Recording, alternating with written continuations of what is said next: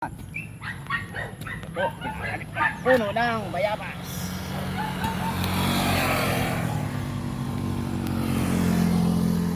Puno ng bayabas para ho sa ating mga kabataan. Oh, may napasama pang ano. May napasama pang puno ng ternate. Yan. Yan o.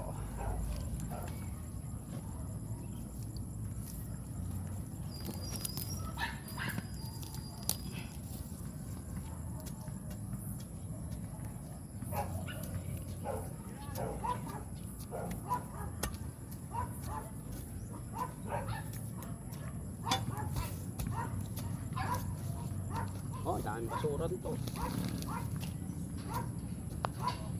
Talagang kung kayo po ay may mga bakanting lupa, kahit po hindi sa atin, basta hot matatamnan at mapapakinabangan, gawin po natin para pwede po.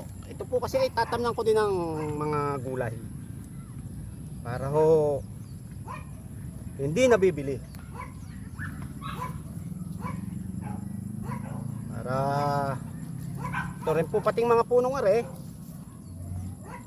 ay mabuti din po para sa ating lahat, para sa ating kalikasan.